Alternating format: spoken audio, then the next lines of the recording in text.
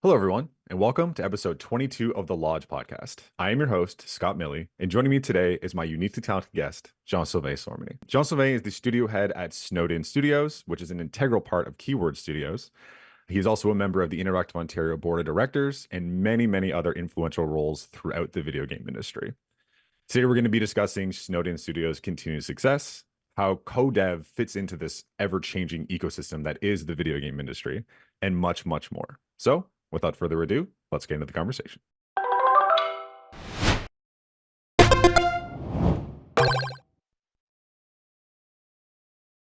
So, Jean, the first thing I like to ask in any podcast is kind of an icebreaker question. So, nothing to do with Snowden, something more to do with your personal video game journey.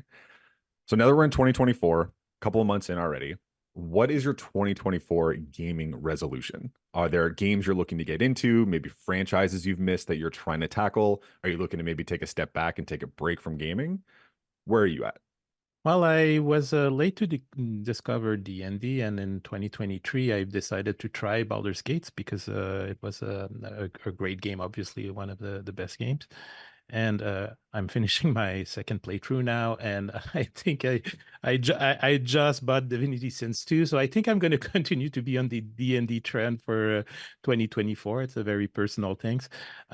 Although I do have, I play probably around 20-25 games a year, so I do have a bunch of my list. Some of them are more like co-op games that I can play with my partner and we can enjoy.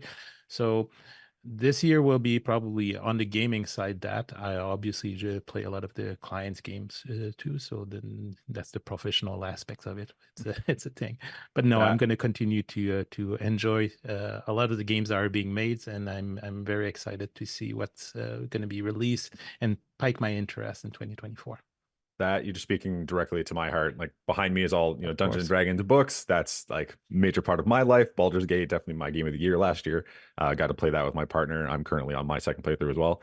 It is, yeah, just been a treat to be able to go through something like that. You don't get games like that a lot, right? Obviously, we've had the conversation around Larian Studios and what they've been able to achieve over there. And that's awesome to hear. Very, very cool.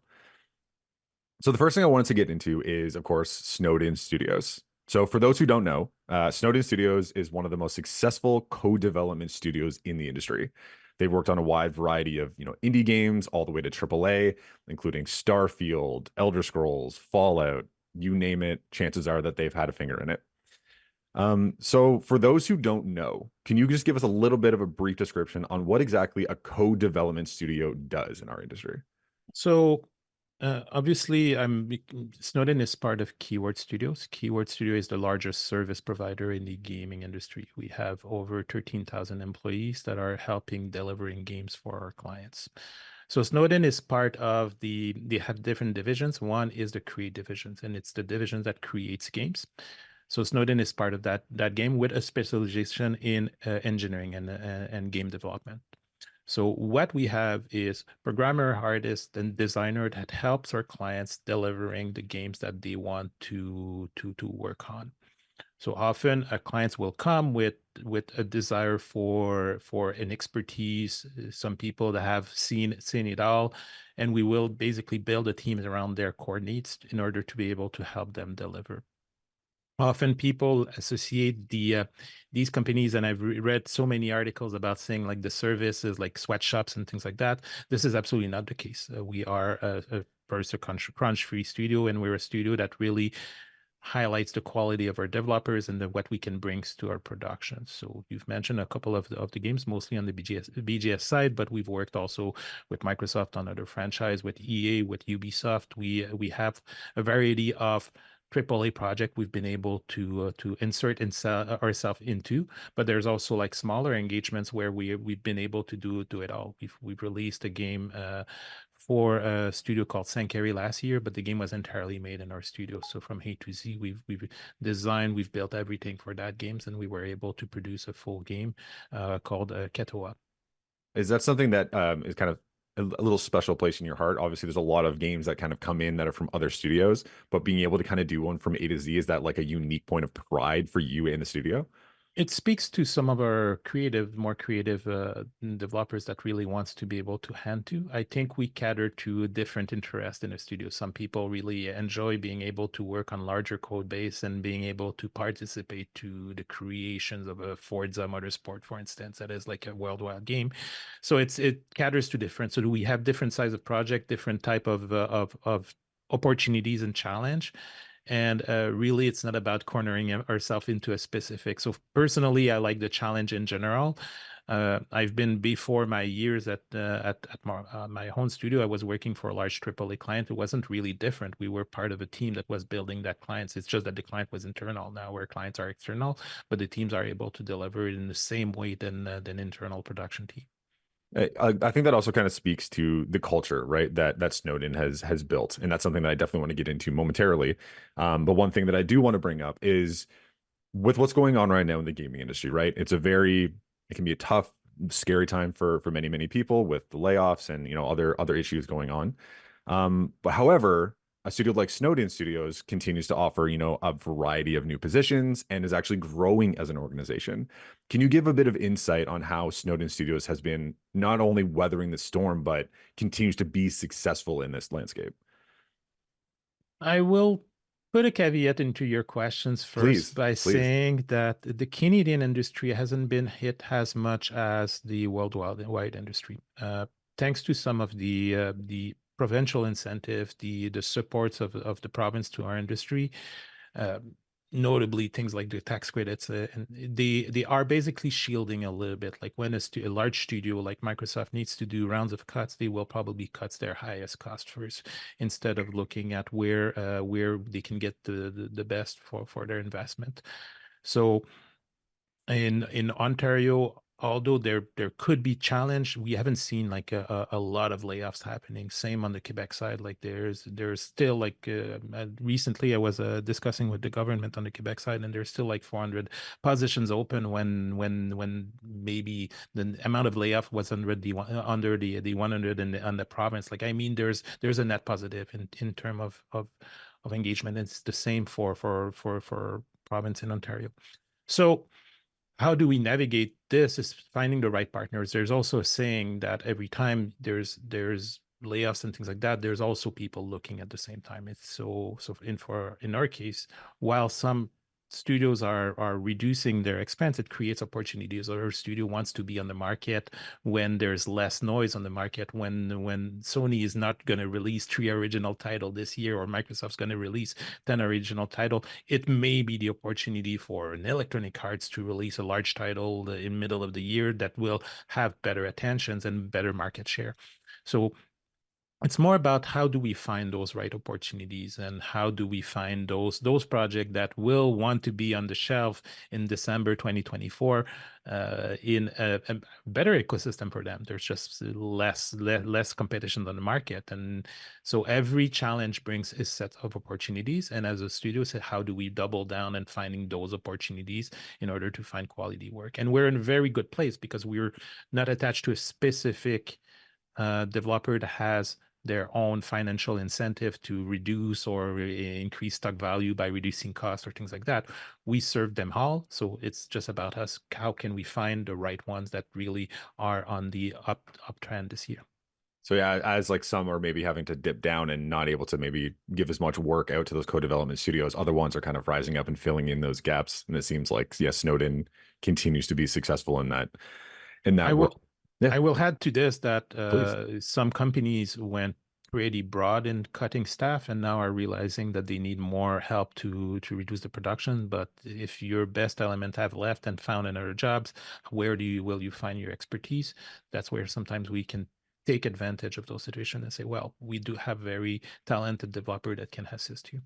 And in very specific ways too. I remember like I was lucky enough to be able to take a tour of Snowden and some of the interesting things that you guys are working on and the wide variety of expertise you're able to help basically any studio with any particular issue in any department. So like having that kind of, Swiss Army knife approach that you're able to help, if it's QA or art or anything in between. It seems like Snowden is kind of prepared and ready to answer the call if a studio does need them. Correct. which it really seems to be because of the team that you have, right? So being able to answer the call is because you have such a wide variety of talented people at the studio itself. And I think a lot of that really does come from the culture. So again, for those who aren't aware, Sony Studios has won numerous Best Places to Work awards. Jean, you yourself have won, Best Boss from GamesIndustry.biz, which again, congratulations for that. That must be a massive, massive thing for you and for the studio. But so clearly the culture itself is what is kind of keeping Snowden above the rest, it seems, at least from the outside. So what does that? How do you build studio culture? Obviously, that's a big question. I think we could have a whole podcast for. But what is something that you've learned during, this journey of being the studio head at Snowden and kind of how you've helped build that culture? For me, it's really about trying to connect as much as possible with the staff, always being there, always trying to understand their perspective, showing a lot of empathy to what's going on, and meaning it. I mean, I don't want to be the studio head that favor fancy lunch and business development with like eye leaders and basically traveling the world and forgetting a little bit the studios. I want to be the one that basically has is one priority, the staff. So it's it's a continuous things to do, and sometimes I'm better than other, but I mean it's really about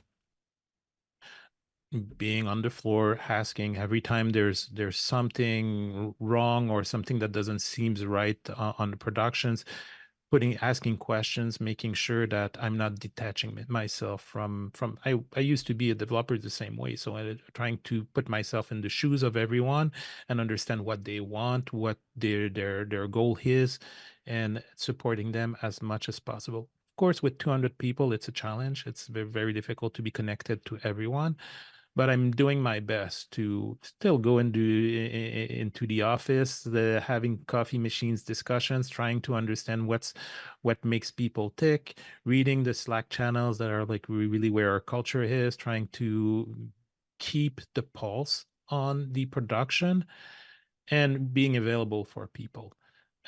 I do believe that once you have like a talented team that is motivated and really attached to the studio, the rest of the business will be easy. They will do their best to support the clients, to do their best jobs, and then that's how you're gonna basically win clients, because the clients will love your teams that stay motivated, that stay interested and engaged.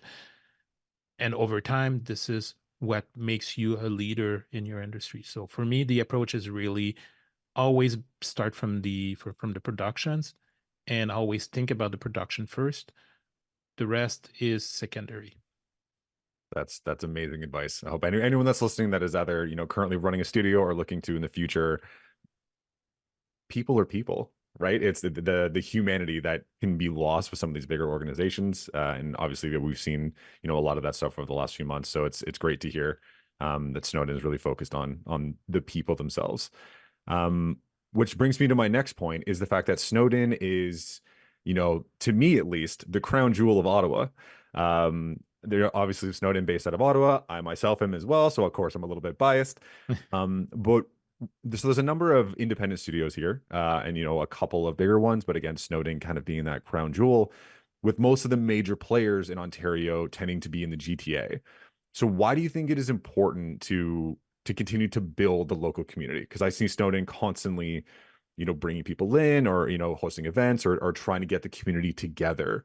So what do you think it is about Ottawa that makes it that you feel like we should be really trying to lift up this local community? There's obviously a lot of talent here, but why do you feel that you guys are taking a leading role in that? This was a dream of me to really create like what we call the entertainment in our industry in Ottawa. I'm actually really hopeful that over time we'll see more and more studios spawning in Ottawa. Uh, for me, we're as good as our community, so I want the community to continue to grow, and that's why I've been always implicated in the local meetups and what's going on, because I think it helps. Ottawa has a lot of interesting program. Like there's the Algonquin Game Dev program. There's the Carleton University Game Dev program. There's La Cité that has a couple of programs in art and digital creations. It's the highest educated city in Canada, so I want to be able to provide a home for people that are interested in games, knowing that a certain percentage of the populations are into games more than into the government, right? So, because otherwise, obviously, a heavy government city, but how can we provide alternative? And that's what we want to do by growing Ottawa. There's also a rich history in Ottawa. There used to be Artec here. That was a studio that I played game produced by Artec on my Commodore 64 like 35 years ago. So and that was like an interesting piece of history in our. It's probably one of the trailblazer in Ontario for game development. We saw Fuel, Playbrains, and Magmic, and others being in place. So there was always games being developed. I think developing the ecosystem is something that is great. So for me, I'm doing it by growing a studio, and eventually I feel that studio will naturally spawn other studios. It's okay if some employees wants to have the entrepreneurial fiber and starts their own company. I'm going to welcome that and eventually build their games. I think and I'm going to be more than happy even to support them by advising and trying to support them as much as possible, because I think there's a value in having a great community. When I started in Montreal, the industry was tiny. It was less than 1,000 people working in that industry today, and it's much more bigger in Montreal. So I think we can do similar things here. I'm glad to see that there's someone fighting the good fight here in Ottawa. Obviously, as Ontario as a whole, right, we have definitely the most studios in the country, with a lot of those being, micro studios, 1 to 4 people. So there's clearly a lot of entrepreneurial spirit in the province, and it's really great to see that it's being cultivated in more than just the GTA. Because I've working at Interactive Ontario and working so much on the Lodge, I get to talk to a ton of different studios, and that's always kind of been a chip on certain people's shoulder, right? That are outside of the GTA. That it's like, oh, don't forget about us. And obviously, it's something that we take very seriously and personally. But it's always great to see people in those areas like London, like Ottawa, that are kind of helping fight that good fighting and help bring that community up with them. Mhm. So one thing I did want to ask you on a little more of a personal note when it comes to Snowden is obviously you can't pick favorites, right? You work with all these amazing partners and all these mega franchises, that I know that are clearly very proud of to be able to work on them. For you personally, what do you think is one of the coolest moments that you've been able to say, I can't believe we're working on that? That's something that's personal to you that maybe you played, that you just get a little bit of a kick out of. Me like, I never imagined 30 years ago that I'd be working on this franchise with this studio.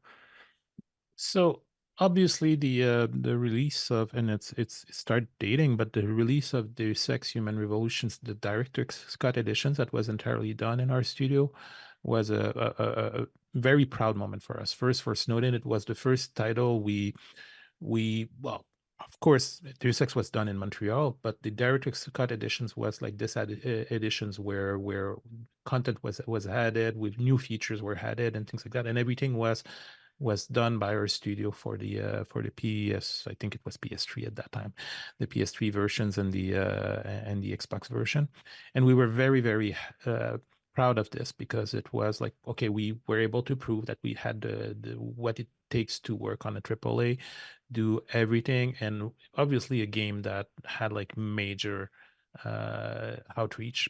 So we see this one was one of the big one. Uh, and for me, as personally, it's probably the last project I was acting as a programmer as well. So like there's something obviously special about it. Very proud of the work we've been doing since the past few years on Fallout Shelters and all the support we were able to do on that project. This is something that was great, including the anniversary editions we did recently. So something that we were a good moment. I remember also some of the work we did for a TV show called Henry Danger, and we did a full game for Nickelodeon, and that was like one of the first like full creative projects the studio has done, and a lot of great success around it. So there's a few of those moments, but obviously last year was a big year. We worked. So Forza Motorsports was by far our biggest project we ever worked on. We had over 45 people working on that project for quite a bit of time. We represented a large portions of the engineering efforts on that title. So there's a lot of Ottawa in that title now. Love it. That's something that again makes me proud because you don't get to hear that too often. So the fact that you've been able to work on some of these major franchises and things like that that are covered, of course, big names. Are there any maybe smaller indie games that you've been able to kind of have a finger in over the last decade or so? That is one that you kind of you don't think gets enough love that you would love to see people being able to maybe get that attention that it deserves.